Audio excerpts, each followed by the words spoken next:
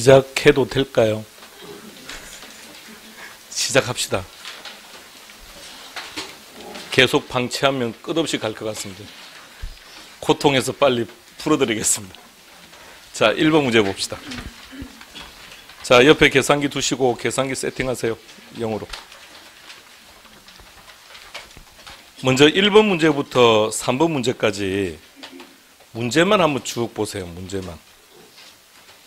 문제를 쭉 보면 공통적 단어가 하나 보이죠. 그렇죠. 1년이라는 단어요.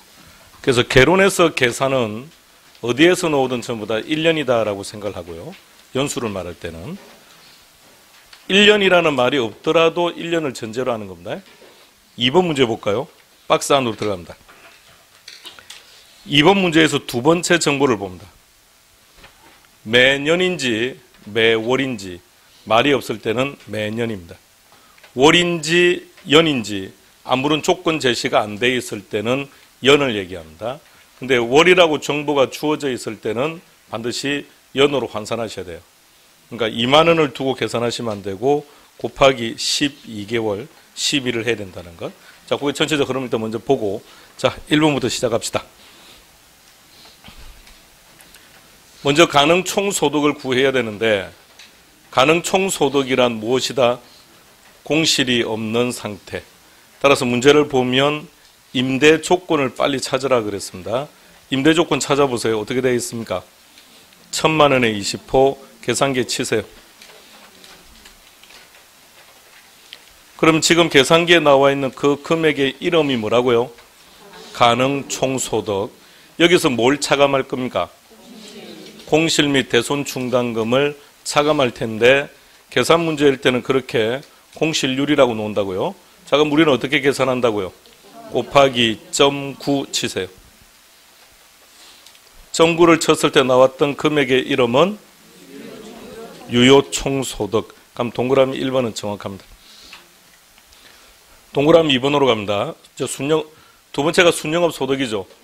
그러면 유효총소득에서 무엇을 차감한다? 영업비용.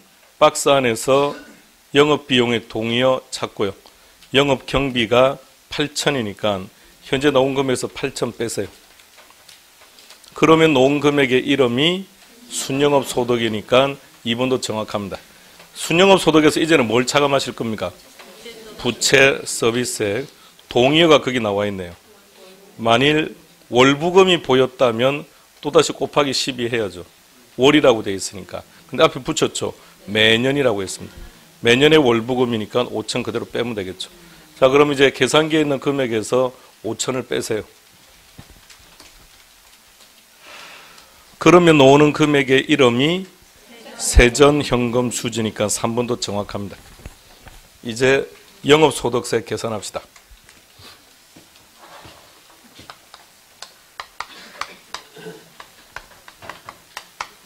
세전현금 수지는 얼마가 나왔습니까? 5,000.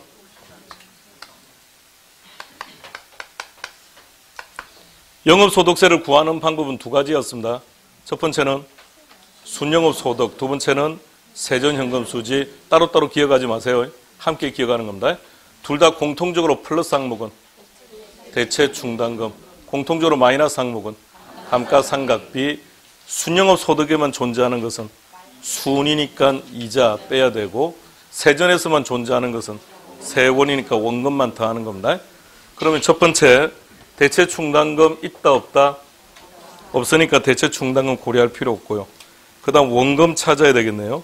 매년 월부금이 즉 원금과 이자를 합친 금액이 5,000인데 바로 아래 이자가 2,000이라고 했으니까 원금은 3,000. 원금 상환액 3,000 플러스합니다. 그 다음에 마이너스 항목의 감가상각비. 감가상각액이 1,000이니까 1,000 차감합니다. 하면 나오는 금액의 이름을 뭐라고 한다고요? 과세소득. 용어 좀 기억해 두자 그랬습니다. 과세소득은 7,000. 세율은 30%. 그래서 0.3 하면 나오는 금액이 영업소득세 2,100만 원. 세전은 5,000. 세금은 2,100. 차감시키면 세후는 2,900. 그럼 5번은 정확하고 4번은 틀렸습니다. 답은 4번 됩니다. 2번 문제는 감정평가사 기출문제입니다. 문제에서 보시면 상각전 순영업 소득을 구하라고 했는데 이때는 상각전이라는 단어가 있든 없든 상관없죠.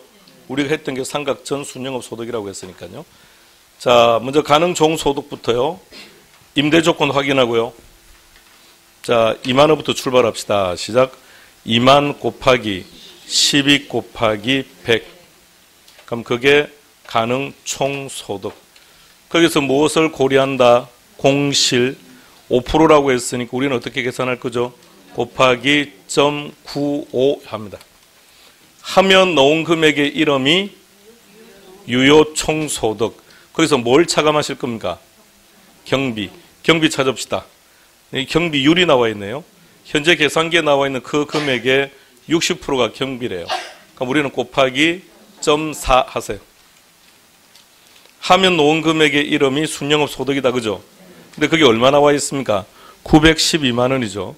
자, 그런데 정보 마지막 보세요. 마지막 정보 보면 감가상각비가 포함이 되어 있답니다. 자, 삭제 항목, 영업경비 삭제 항목 순서대로 배열합니다. 시작. 공실 및 대손 충당금, 부채 서비스액, 영업소득세, 감가상각비, 개인적 업무비. 쟤보다 템포 빨리 가요. 소유주 급여 및 인출금. 제가 속으로는 쇠르르 하지 말고. 자, 그럼 그들은 전부 다 비용이 아닌 거죠. 근데 여기 보니까 감가상각비는 비용이 아닌데 이걸 비용으로 포함을 시켰대요. 그러면 마이너스 해서는 안 되는 항목인데 마이너스를 한 거죠. 자, 지금 계산이 얼마가 나온 거죠? 912만 원. 200만 원을 마이너스 한 결과 912만 원이 나온 거니까 그 200은 어떻게 해야 됩니까? 자, 1번 아니면 3번을 답을 하셨을 겁니다. 지금 정상적으로 하신 분들은 1번이나 3번 둘 중에 하나 하신 분들은 지금 알고 있는 분이에요. 근데 1번을 하신 분은 약간 착각을 한 거고 3번을 하신 분은 정확히 한 거고요.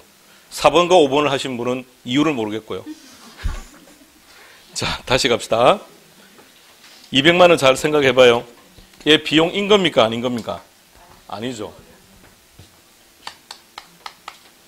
정확한 순영업 소득이 얼마인지는 모르겠지만 영업비용을 차감하는 과정에 감가상각비 200만 원이 어떻게 된 거라고요? 마이너스가 된 거라고요.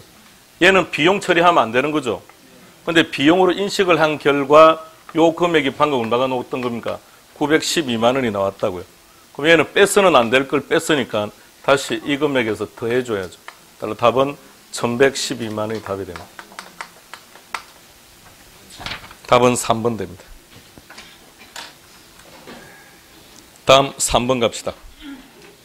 3번은 아주 평이했습니다. 영업소득세까지 다 나와 있으니까요. 자, 세후 차례대로 쭉 불러보세요.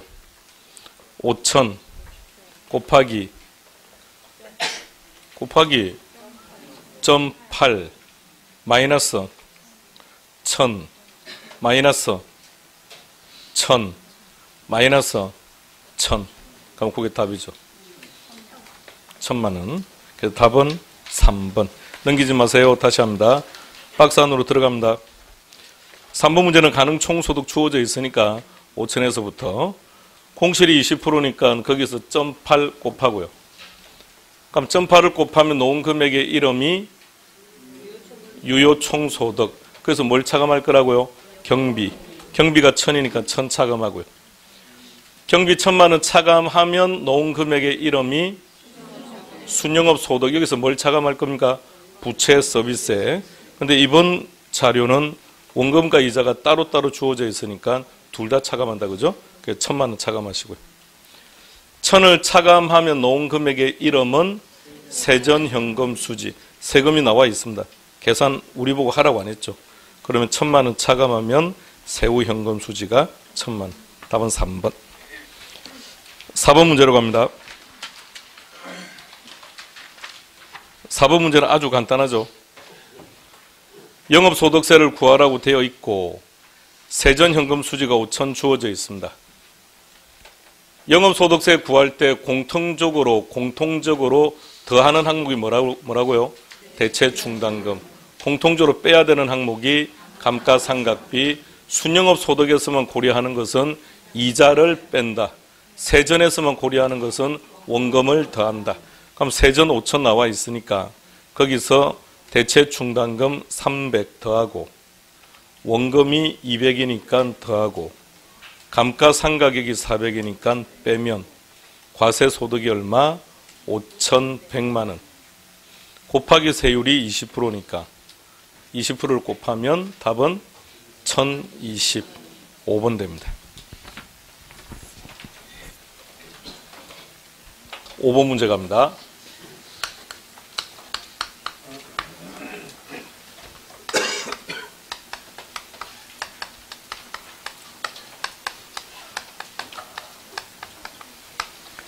자, 부채 감당률에 대한 산식을 모른다고 전제하시고요.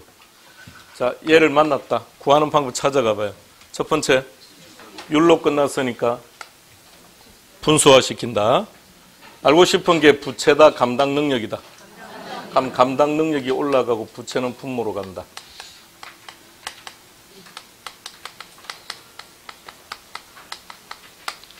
소득, 이득 순서대로 머릿속에 정리하세요. 가능해서부터 세부까지. 자, 순서 배열합니다. 머릿속에서. 배열했습니까? 그럼 그 구조에서 부채 서비스액 위치 찾아요. 부채 서비스액 바로 위에 있는 수익. 순영업 소득이 커야 부채 서비스액을 감당할 수 있다고 했으니까 순영업 소득이 들어갑니다. 해석 한번 해봅시다. 1이다. 1이다. 순영업 소득과 부채 서비스액이 같다 이렇게 해석하지 말고요. 1이다. 순영업 소득으로 부채 서비스액을 감당할 수 있다. 1보다 크다. 처음부터 순영업 소득으로 부채 서비스액을 감당하고도 남는다. 1보다 작다. 감당할 수 없다. 뭐 이런 것들이죠. 자, 이제 계산해 봅시다. 자, 주어진 문제에서 부채 서비스액을 찾아야 되는데 주어진 자료에는 부채 서비스액이 안 나와 있습니다. 근데 부채 서비스액 위에 있는 수익이 순영업 소득, 아래에 있는 수익이 세전 현금 수지. 둘은 나와 있네요. 그럼 순영업 소득 8만 원에서 부채 서비스액을 차감한 게 세전 4만 원이니까 그 둘의 차이 나는 거예요. 따라서 부채 서비스액은 4만 원. 순영업 소득은 8만. 그래서 부채 감당률은 2. 자, 이번에는 2를 한번 해석해 보세요. 2를 해석하면 순영업 소득으로 부채 서비스액을 감당할 수 있는 능력이 2배다 이런 뜻입니다. 다음 니은은 종합자본 환원율 구하랍니다. 종합자본 환원율 얘는 어디서 공부했던 겁니까? 수익률법. 수익률법. 몇 번째요? 2번째. 그럼 역수는요? 종합자본 환원율은 수익률법 2번째에 있었고, 그럼 그 역수는 순소득 성수니까 역수를 떠올리면 사용해야 될 수익이 바로 나와 있습니다. 그 수익을 여기서는 올려야죠. 순영업 소득 올라가면 분모에는 총투자액. 자, 박스 안으로 들어갑니다. 총투자액을 찾으세요. 어디 있습니까? 부동산 가격이 얼마라고 되어 있습니까? 100만 원. 그럼 얼마를 투자했을까요? 100만 원. 그러니까 총투자액과 부동산 가격은 동이요. 그래서 총투자액은 100만 원. 순영업 소득은 8만 원. 그럼 종합자본 환원율은 8%. 답은 2번 됩니다. 6번, 7번 문제는 둘 다 우리 시험 기출문제입니다. 자, 6번부터 가겠습니다. 자, 다시 이제 정리하고 입력할 준비하시기 바랍니다. 6번에서는 우리가 지난 시간에 다루지 않은 것도 나와 있습니다. 6번에 일단 답은 몇 번 나오던가요? 몇 번요? 자, 틀려도 아무 소리 안 할게. 괜찮아요. 아, 찍었어요? 그럼 본인의 답을 말하기가 좀 불편하시면 옆에 짝기 몇 번 했는지 한번 봐봐요. 그리고 자신있게 불러봐봐요. 옆에 있는 사람이 뭘 찍었는지. 4번. 답은 4번. 자, 시작합시다. 박스 안으로 한번 들어가 보세요. 박스 안으로 들어가서 자료를 한번 해석해 봅시다. 기출문제라고 했습니다. 갑은 현금 5억을 투자하여 부동산을 8억에 구입했다. 이게 무슨 말입니까? 5억을 투자해서 8억짜리 부동산을 샀다. 이게 무슨 뜻일까요? 그렇죠. 부채를 3억 빌렸다 이 뜻이에요. 그러니까 차이 나는 금액이 부채라는 말입니다. 차이백입니다. 그리고 순영업 소득이 주어져 있고 저당 지불액이 주어져 있고, 순영업 소득에서 저당 지불액을 차감하면 뭐가 됩니까? 순영업 소득에서 저당 지불액을 차감하면 세전연금 수지, 그러니까 세전연금 수지의 정보를 바로 안 주고 이렇게 줬다는 얘기입니다. 동그라미 1번. 제목 뭐라고요? 풀네임으로 말하세요. 종합자본환원율 또는 종합환원율 또는 자본환원율. 자, 동의어 좀 정리합시다. 지난 시간에는 동의어 다 안 했으니까 오늘 동의어 좀 몇 가지 정리할 겁니다. 다시 풀네임으로 가세요. 시작. 종합자본환원율 또는 종합환원율 또는 자본환원율 또는 이렇게 말합니다. 같이 기억하세요. 환원이율이라고 말합니다.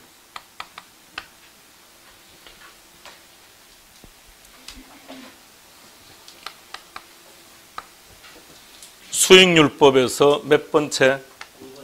두 번째. 역수는 순소득 성수니까 제목 나와 있으니까 순영업 소득 올라가고 분모에는 총투자액. 총투자액이 얼마였습니까? 부동산 얼마짜리 샀습니까? 8억짜리. 순영업 소득은 얼마라고요? 8천이랍니다. 그럼 종합환원율은 10%입니다. 다음 두 번째. 저당 비율. 저당 비율은 아직 설명드린 적 없습니다. 자, 지난주에 사례를 통째로 기억하라고 했던 게 있습니다. 갑돌이가 집을 하나 샀다고 했는데 이 사례는 통째로 기억해요. 얼마짜리 집이었습니까? 10억짜리였고 자기 지분이 얼마 투자되었습니까? 6억이 투자되었고 얼마 대출받았습니까? 다시 기억해요. 그대로 기억해 두자니까요. 그러면 갑돌이가 이 집을 삼으로 인해서 부채가 차지하고 있는 비중이 몇 프로? 40%. 그 40%는 대부 비율일까요? 아니면 부채 비율일까요? 자, 다시 갑니다. 사례를 다시 기억해요. 사례를 다시 기억하세요. 그러면 갑돌이는 집을 지금 사는 과정에 부채 40%를 안고 있는 거죠. 그 40% 대부 비율일까요? 부채 비율일까요? 스톱.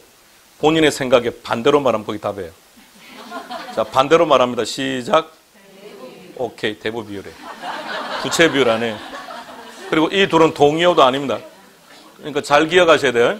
그러니까 언뜻 보면 요걸 답을 잘해요. 부채 비율이라고. 자, 대부 비율입니다. 자, 부채 비율도 먼저 만들어 봅니다. 자, 부채 비율, 비율입니다. 율로 끝났으니까 분수로 한 거예요. 알고 싶은 게 뭔가요? 부채. 그럼 부채로 올립시다. 이렇게 바꿔도 되니까. 타인 자본. 그럼 타인 자본을 올렸다면 분모에는 기준이 들어가야 되니까 자기 자본. 이게 부채 비율입니다. 기억합시다. 타인 자본이나 부채나 같은 얘기입니다. 꼭 부채 총액 이렇게 기억할 필요는 없어요. 그냥 부채. 그럼 분모에는 자기 자본이니까 자본입니다. 자본 총액. 이렇게 노란색으로 출제된 적도 있습니다. 자, 기억합시다. 부채 비율. 그러면 대부 비율은 40% 지금 나온 거니까 그림 보시고 여러분들이 만드세요. 자, 방금 40%에서 어떻게 해서 놓은 거죠? 응? 분모는 10억, 분자는 4억. 그럼 10억의 이름. 총 투자액. 근데 그림을 조금 더 자세히 한번 보시기 바랍니다. 총 투자액이 얼마죠? 근데 왜 10억을 투자한 겁니까? 10억을 투자한 이유. 부동산 가격이 10억이니까.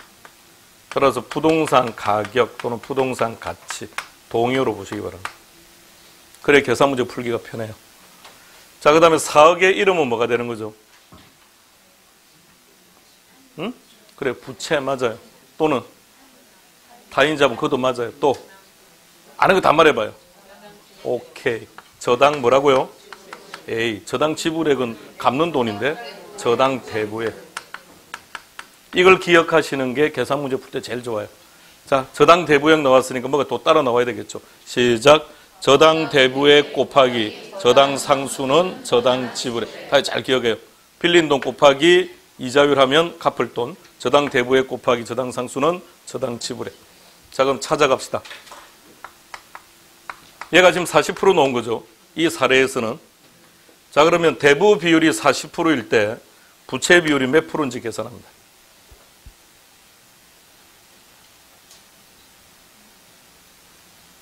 그저 칠판만 바라보고 있으면 답이 나오는 겁니까? 이 표정을 지금 어떻게 해석을 해야 됩니까? 왜 그저 바라만 계속 보고 있습니까? 계산해요. 몇 프로? 67%. 66.666 나오니까 이제 이렇게 합시다. 자, 대부 비율이 40%라는 말의 의미는 부채가 얼마라는 얘기입니까? 40%. 그럼 부채가 차지하는 비중이 40%라면 자기 자본이 차지하는 비중은 60%라는 얘기일 테니까 6분의 4가 되는 거죠. 계산기 안 누르실 계획입니까? 67% 나오는지 빨리 확인해 봐요. 4 나누기 6에서. 나왔습니까? 자, 이번에 대부 비율을 60%로 올렸습니다. 그랬을 때 부채 비율을 계산합니다.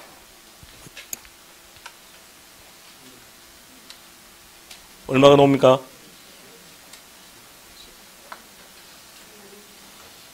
몇 프로요? 몇 프로라고요?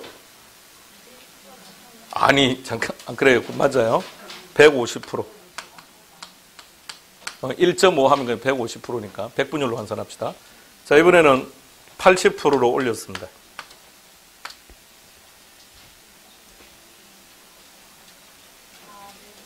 400%.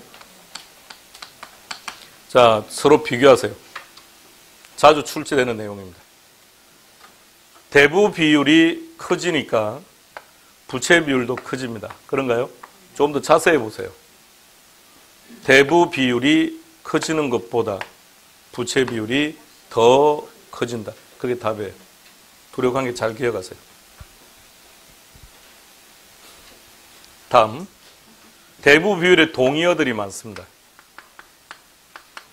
저당 비율, 융자 비율, 대출 비율 또는 뭐 LTV 이렇게 말합니다. LTV 우리말로 표현하세요. 이거 우리말로 말해보세요. 왜 그냥 LTV 이렇게 말하죠? 우리말로 말하면 담보 인정 비율. 자, 동의어 다 하셔야 됩니다. 그러면 2번 지문 볼까요? 문제 동그라미 2번. 뭘 구하라고 했습니까? 저당 비율. 대부 비율을 구하라는 얘기죠. 자, 구해봅시다. 총 투자액이 얼마입니까? 8억. 저당 대부액이 얼마입니까? 빌린 돈 3억. 눌러보세요. 3 나누기 8. 37.5% 나오죠? 그럼 2번도 정확합니다. 자, 넘어가기 전에 요거 다시 우리 머릿속에 입력하고 갈 겁니다. 자, 지난 시간에 이 사례를 그대로 기억하라고 했던 이유 중에 한 가지가 그래야 여러분들이 대부 비율인지 부채 비율인지 안 틀립니다. 이 사례 딱 머릿속에 그대로 설정해 두시고 그게 대부 비율이다라고 딱 기억하세요.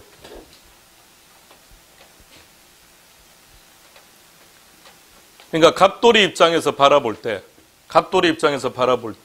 자기는 부채가 40%밖에 없다는 얘기입니다. 근데 국가가 바라보니까 위험이 너무 커요. 왜? 부채 비율이 67%가 되니까. 갑돌이는 부채를 60% 빌렸다고 생각을 하고 있는 거예요. 근데 국가가 볼 때는 부채 비율이 어떻게 되는 겁니까? 150%가 되고 있다고요. 그래서 정부가 내놓은 게 뭔가요? 가계부채 종합대책을 내놓은 거 아닙니까? 그러니까 가계부채 종합대책은 대부 비율을 바라본 게 아닙니다. 뭘 바라본 겁니까? 부채 비율요. 심각하다고 본 거예요. 그러니까 부채를 80% 안고 있다는 얘기는 그러니까 지렛대 효과 하시는 최근에 말 많았던 갭 투자요. 전세보증금 80% 안고 자기 돈 20% 투자를 한 사람들은 결론 부채 비율이 400%가 되니까 심각한 위험성을 가지고 있다는 얘기입니다. 그래서 지금 가계부채 종합대책을 통해서 대출을 지금 억제하려고 하고 있는 겁니다. 자, 이게 대부 비율이라는 것 다시 기억합시다. 동의어 기억하세요. 자, 대부 비율부터 동의어 시작. 대부 비율, 저당 비율, 융자 비율, 대출 비율, LTV. 자, 그리고 대부 비율하고 부채 비율이 다르다는 것 잘 기억하시고요. 그리고 부채 비율을 어떻게 구하는지도 보시고, 그리고 관계도 확인하고.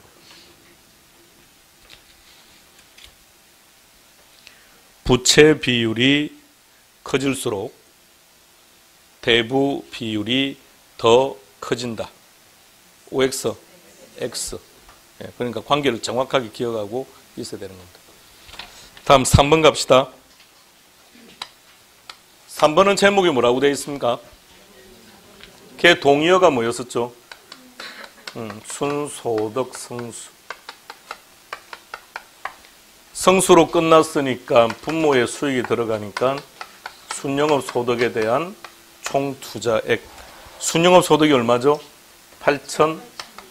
총 투자액은 8억. 그러면 10년. 4번의 제목이 뭐라고 되어 있습니까? 다시 읽어보세요. 잘 기억합시다. 지난주에 했습니다. 근데 지난주는 이 녀석의 동의어를 공부했지 우리는 얘는 오늘 처음 보는 겁니다. 지난주에 우리가 공부했던 수익률법 4가지 떠올려봐요. 순서대로 배열할까요? 총, 자산, 회전율, 종합, 자본, 환원율, 지분, 배당률, 세후 수익률. 그 4개 중에 지금 동그라미 4번하고 비슷한 느낌을 주는 거 찾아봐요. 에이, 지분이라는 단어가 들어가 있는데 지분, 배당률하고 동의어입니다. 지분 배당률, 지분 환원율 또는 세전 수익률. 셋 중에 하나 놓을 겁니다. 기억하시고요. 그리고 지분 환원율은 다른 파트에서도 사용해야 되기 때문에 중요합니다.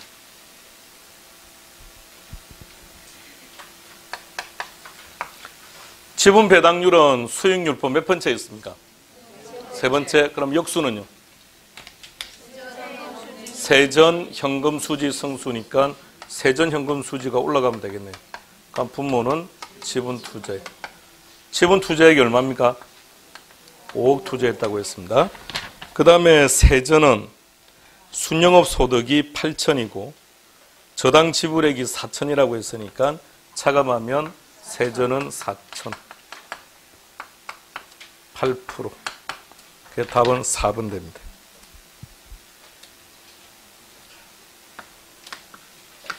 이번에 부채 감당률은 어떻게 구하기로 했습니까? 분모, 부채 서비스액에 대한 순영업 소득. 그럼 6번 문제에서 부채 서비스액 찾으세요.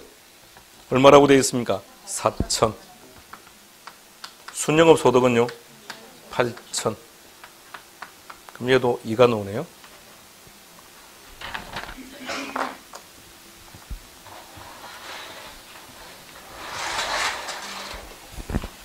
다음 7번 문제 갑시다.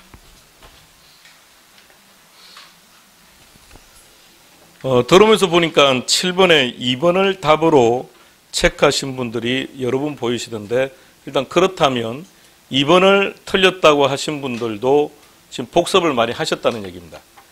자, 동그라미 1번, 2번 제목만 보세요. 동그라미 1번 제목을 보면 이거 지난주에 둘 다 했습니다. 지난주에 우리가 할 때는 어떻게 했냐면 총 자본 수익률, 자기 자본 수익률이라고 했던 그게요. 동의어입니다. 소득이득 다시 또 올리고요. 순영업 소득의 동의어가 뭐든가요? 순영업 소득 이꼴 총 자본 수익. 그래서 거기서 총 자본 수익률을 구했고, 그 다음에 세전 현금 수지의 동의어. 자, 순영업 소득 밑에가 세전이죠. 이꼴 뭐라고 했습니까? 자기 자본 수익. 그래서 거기서 자기 자본 수익률을 구했던 거죠. 그럼 동그라미 1번 총 투자 수익률이나 총 자본 수익률이나 똑같은 표현입니다. 동의어입니다. 그러면 사용하는 수익이 순영업 소득이 맞네요. 수익률이니까 순영업 소득이 올라가야죠. 순영업 소득이라면 그 상대는 총 투자액이고요. 자, 그럼 이제 그 다음에 읽을 줄 알아야 돼요. 읽을 줄을. 자, 총 투자 수익률 분모부터 읽으세요. 분모부터. 시작. 총 투자액에 대한 순영업 소득 이렇게 해야 되고요. 분자부터 읽으세요. 순영업 소득을 총 투자액으로 나눈 값. 따라서 동그라미 1번은 출제 형태가 두 가지라고요. 가령 순영업 소득 자리에 다른 수익을 넣거나 총 투자액 자리에 지분 투자액을 넣어서 틀리게 출제하거나, 아니면 두 번째 분모 분자 위치 바꾸거나. 동그라미 2번 지분 투자 수익률, 이게 자기 자본 수익률이라고요. 자, 자기 자본 수익률 분모는 뭐였습니까? 자기 자본. 분자는 세전 현금 수지죠. 그러면 자기 자본이나 지분 투자액이나 같은 말이니까 됐고, 그 다음 우리는 분명히 지난주에 세전 현금 수지를 기억했는데 여기는 지금 세후가 나와 있죠. 세후 아래다가 하나 더 적어 봅시다. 세전 현금 흐름도 하나 적어 보세요. 그 자리에는 세전이 들어가든 세후가 들어가든 상관없습니다. 둘 다 가능합니다. 둘 다 가능하다는 사실을 기억하세요. 그러면 동그라미 2번의 제목은 두 가지가 있습니다. 세전 지분 투자 수익률, 세후 지분 투자 수익률. 그렇게 이름을 정확하게 표시했을 때는 당연히 해당되는 수익만 사용을 해야 되지만, 동그라미 2번처럼 이렇게 나왔을 때는 세전이 들어가든 세후가 들어가든 상관없다는 것 중요합니다. 잘 기억하세요.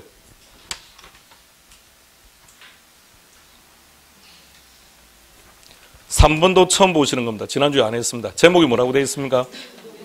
유동비율. 여러분들은 자산에 관심이 있습니까? 부채에 관심이 있습니까? 자산이다, 부채다? 왜 또 자신이 없어집니까? 자산입니까? 부채입니까? 자, 부채라고 하신 분이 있어서 제가 이야기 좀 하고요. 부채 말라고요. 부채 알아서 말라고요. 갚으려고요? 이상 소리 말고. 부채는 필요 없다니까.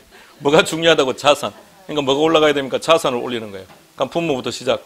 유동부채에 대한 유동자산. 유동부채에 대한 유동자산. 분자부터 읽으세요. 시작. 유동자산을 유동부채로 나눈 비율, 이런 거예요. 정확합니다. 동그라미 4번 가봅시다. 이건 아무도 안 틀리셨겠죠. 순소득 성수니까 순영업 소득이 분모로 내려간다, 그죠? 예. 그리고 총 투자액이니까. 그러면 분모부터 읽으세요. 순영업 소득에 대한 총 투자액. 분자부터 읽으세요. 총 투자액을 순영업 소득으로 나눈 값, 이래 되는 거죠. 5번 부채 감당률이 1보다 작답니다. 그럼 제일 뒤에 충분하다는 표현은 안 되겠네요. 뭐라고 할까요? 부족하다. 부족하다. 아니면 1보다 크다고 하든지, 그죠? 따라서 답은 5번 됩니다. 맞는 개수 확인하세요. 맞는 개수 확인하세요. 이제 응징의 시간입니다.